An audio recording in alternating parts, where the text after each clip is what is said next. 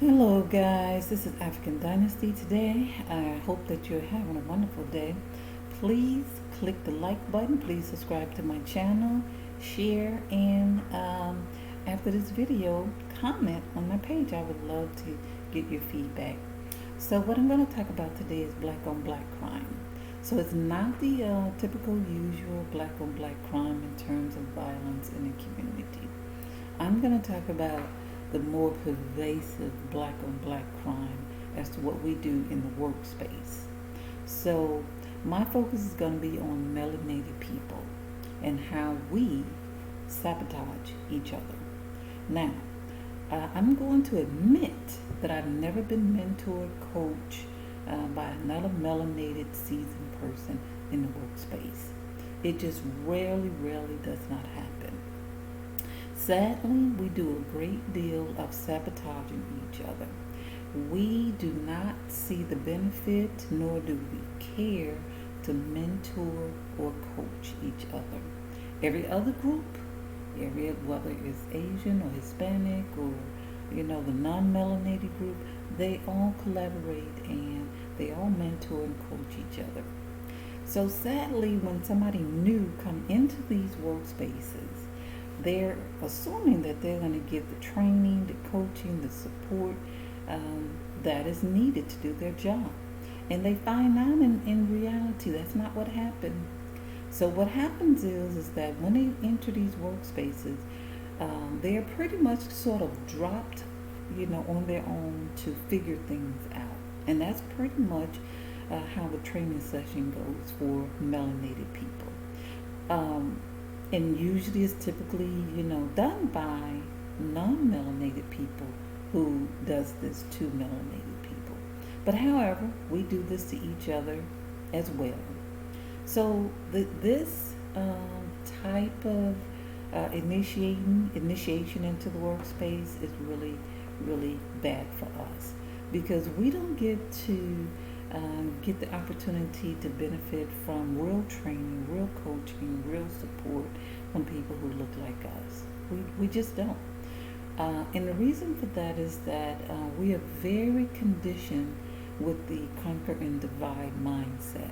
So that means that in these workspaces, we can't be seen collaborating too much with each other. And so therefore, the individual who is new in a workspace has to really grind hard to learn how to get up to speed, in the workspace. Whereas somebody who is non-melanated are given all the necessary tools, all the necessary support, all the coaching, mentoring, and second chances, if things are not where they need to be in terms of their own personal growth. But not the melanated person. The melanated person is left to their own devices to figure stuff out, to get on track. They don't really have the necessary support there. If they make, errors, as most new people do, they're seen as dangerous, in the workspace. They're perceived as not being up to speed and not able to grasp information. So, everything factors in, for a melanated person to adjust in the workspace. So I think some of these things can be reduced if we, and I'm talking about melanated people, will learn how to collaborate, reach out, and support and help each other to navigate, through these particular systems. But we don't do that. We have this mindset of I did it by myself. I'm not looking to coach anybody because I'm not looking for you to replace me. We see each other as nothing more than competition. Every time another melanated person, come into the workspace, unfortunately, the person who looks like them are the most threatened by them. That's the sad reality. We have this me, I, myself type of mindset when we get into these workspaces. So therefore, the opportunity to really grow into senior level positions is so rare. It is so rare.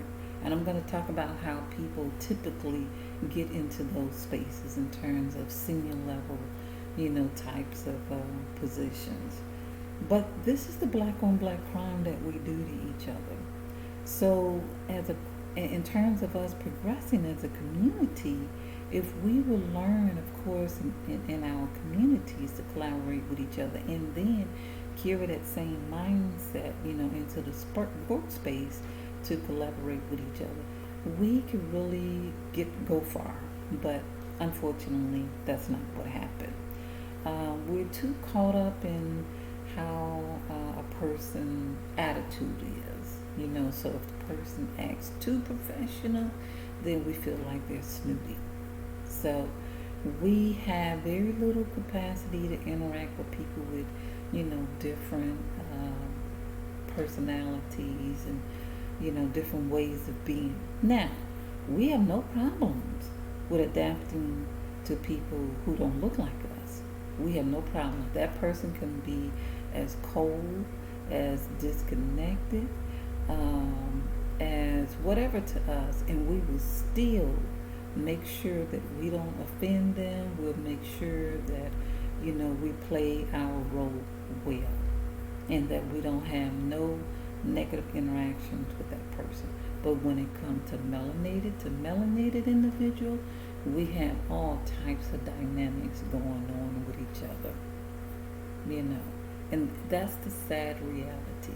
Because when we get into the workspace, the conquer and divide mindset takes over. We can't be seen collaborating too much with each other, because the non-melanated people are going to assume that you're not doing your job. So this fear and everything, just sort of kicks in. And so we really don't have a real sense of collegiality, support, real coaching, mentorship happening amongst ourselves. Every other group do, though. When you see those Filipinos, you see how they eat at lunch with each other. They help each other. They share information with each other. They're, standing over in the corner with each other, talking and whispering. They have no problems doing that. But us, we are so scared.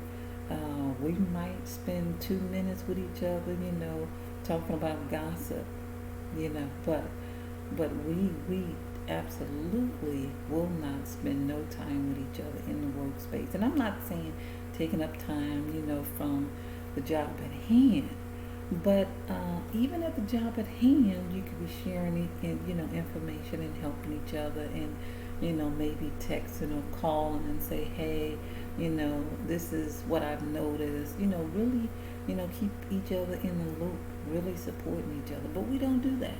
That's not what we do.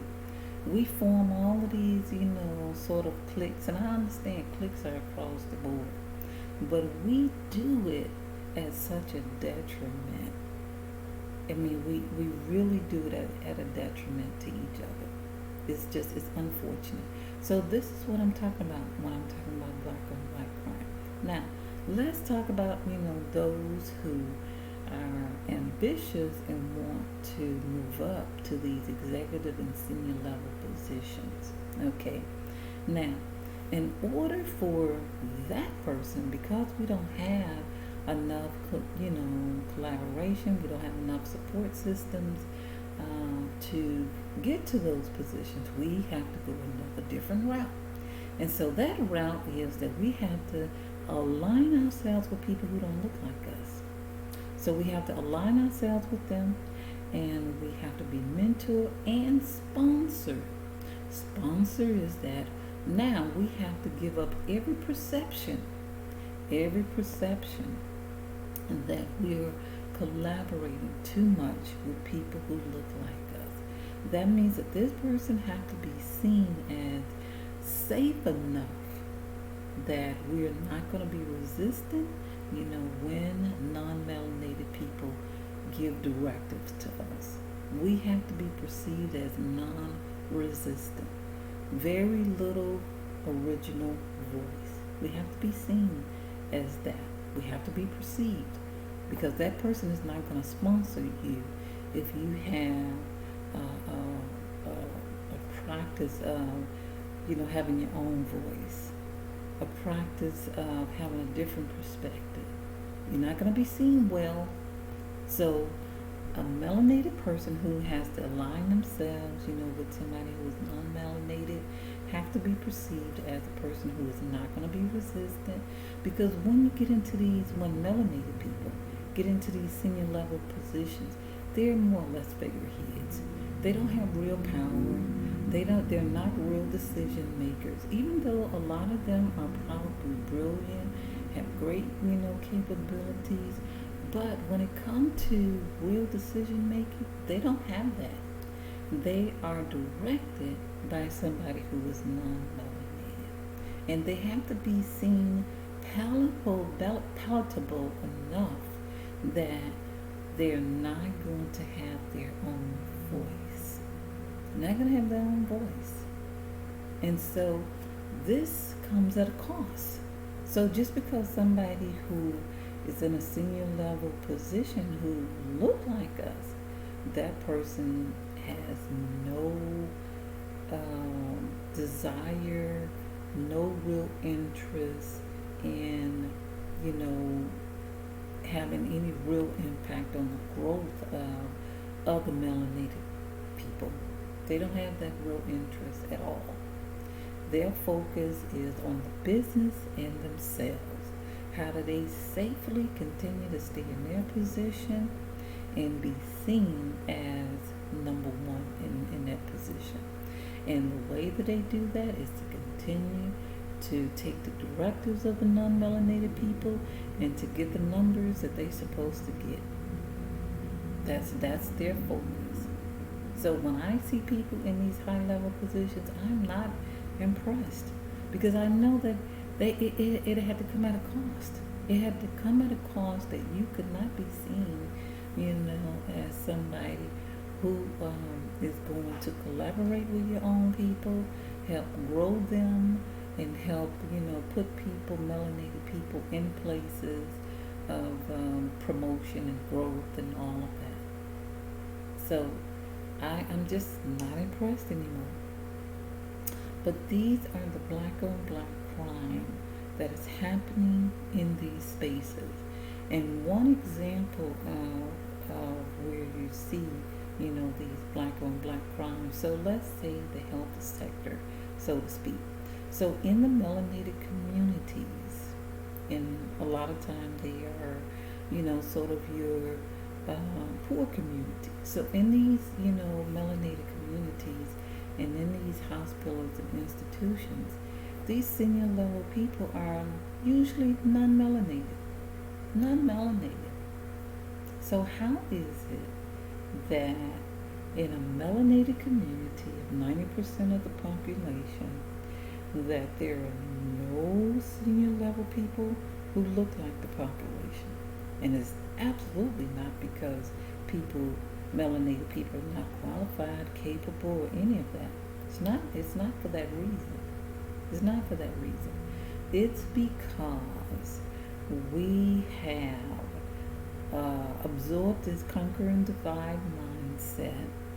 And so that means that people who don't look like us are able to occupy these, spaces, because we're just not attuned, we're not aware, we don't take ownership, of our institutions, of the institutions that are in our communities.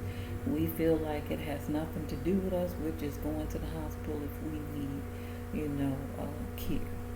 When in fact, for the very reason that it's important to have people, who can make real change that looks like you in these institutions.